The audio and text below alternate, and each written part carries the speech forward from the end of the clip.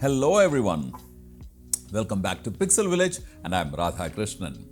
Well, last month we released a video on why modern mirrorless cameras freeze.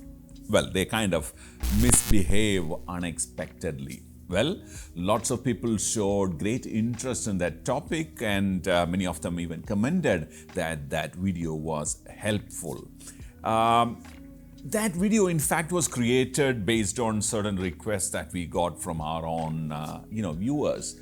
In that video, we talked about software glitches, the need to regularly update the firmware. We talked about memory cards, we talked about batteries, and of course, we also talked about moisture, all possibly playing a role in your camera unexpectedly freezing.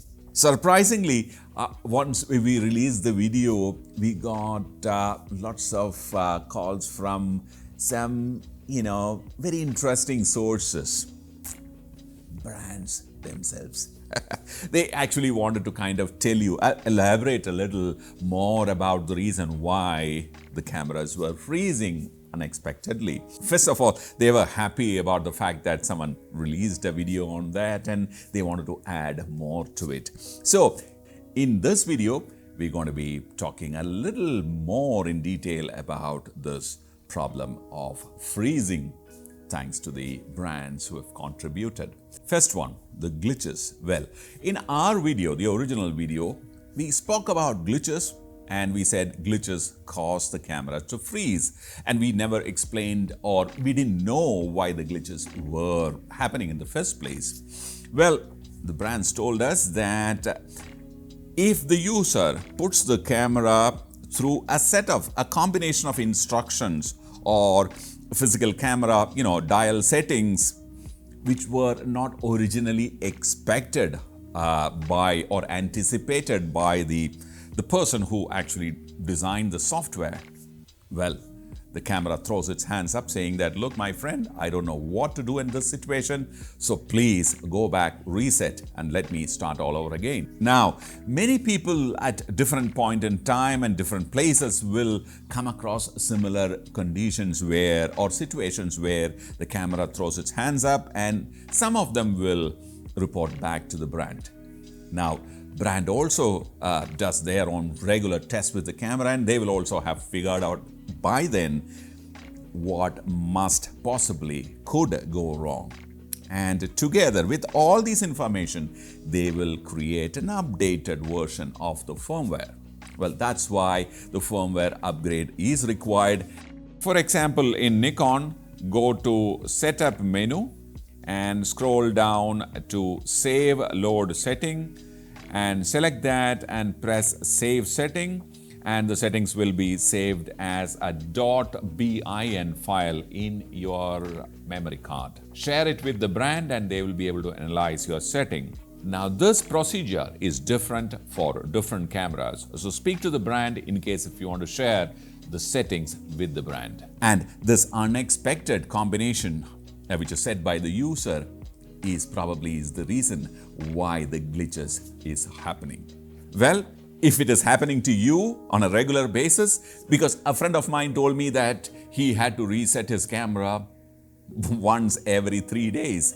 So I called him and told him that, look, see what is the setting that you have in your camera which is causing that glitch and report back to the brand.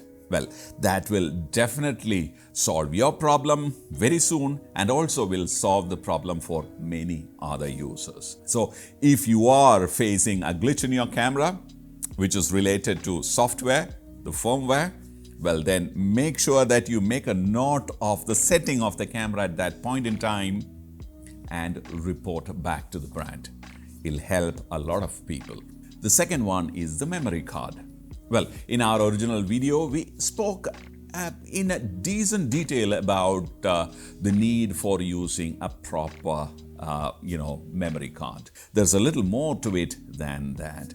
Well, you should definitely refer, especially those people who are using those, flagship cameras which can shoot 8Ks and 6Ks and 5.6Ks and 4K at 120 and all that, they must definitely refer the brand's website to check which is the memory card that they are recommending. Not only the brand, but also the class, okay, and also the size of the memory card. For example, Canon R5 shoots 8K RAW. Now, inside Canon, you have a CF Express card and also an SD card. The CF Express card is undoubtedly a much better option, but the prohibitive price of the CF Express card forces the users to use the SD card as an option. Well, Canon very clearly says that you cannot shoot 8K RAW onto the SD card. Well, for which you have to very, very clearly use the CF Express. That too, the 512GB one. Now, 512GB one costs a lot of money. Now, if you use a 128GB CF Express card to save some money, well, that actually will defeat the whole purpose of using a CF Express card, because when you're shooting 8K RAW, the camera actually uses the memory card as a buffer. Of course, the camera has its own built-in buffer, but it also uses some space. It borrows a little space from the memory card. So they recommend 512GB CF Express card. So if you, like I said, if you try to save money and try buying or try using a 128GB, it will be counterproductive. But if you're using the SD card, a 128GB SD card is good enough to shoot the 8K IPB.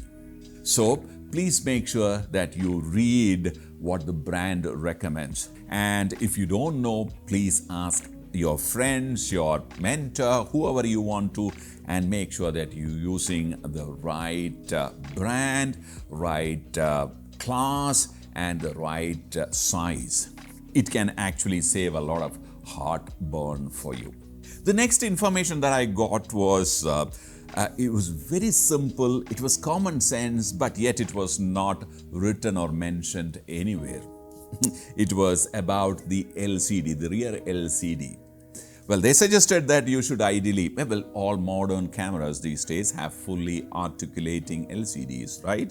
They suggested that you should open it out completely and keep it in the wide open way, so that the place where the LCD was sitting in will now act as a heat sink. It'll let the heat out faster.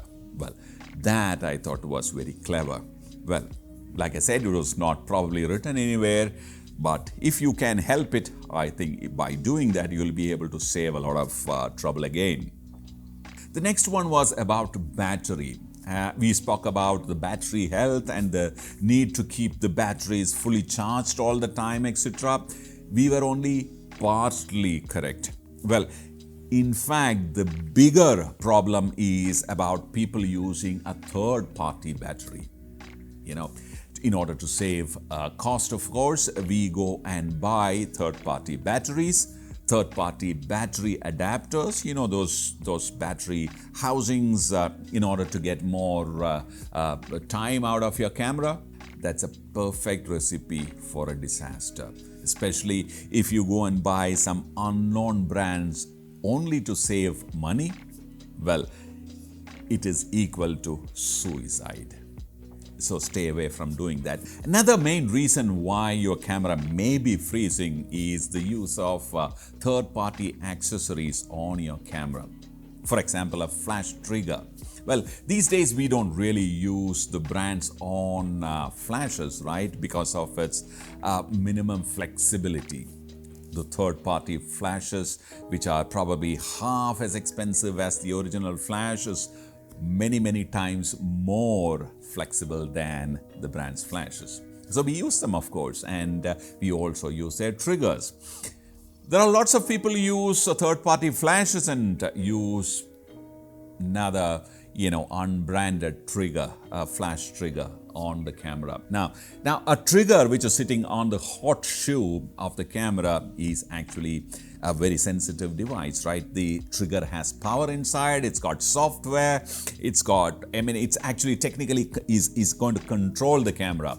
Now, if these guys are not talking the right language, well, the camera will definitely freeze. And some of those low quality triggers can even harm your camera, because they actually apparently, after the flash, there is a chance of reverse electricity passing through. So it can actually create major damage to the camera. That probably may be a reason why some of the entry-level cameras, where the chances of the user opting for a real low quality trigger is very high, the brand has started removing the center pin from the hot shoe, so that third-party triggers cannot be used with those cameras, because out of sheer ignorance or lack of understanding, they'll use a low-quality trigger and they'll end up spoiling the camera.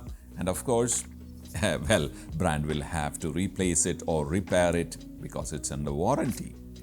So these are some additional informations that we got in a span of about 2-3 weeks. And I think these are important points that we must all be aware of. And these are the things which we did not mention in our previous video. So if there is someone who knows a little more about the reasons for, or someone who knows more reasons for the camera freezing, well, please let us know. We will put all that together, and maybe if it's required, we will have a third part of this video. If you are interested in learning photography, please head over to pixelvillage.com. We have a set of fantastic photography teachers there taking classes for you. They're all recorded sessions. You can watch the bouquet of offering, and if you like it, you can subscribe. Thank you for listening. Bye for now.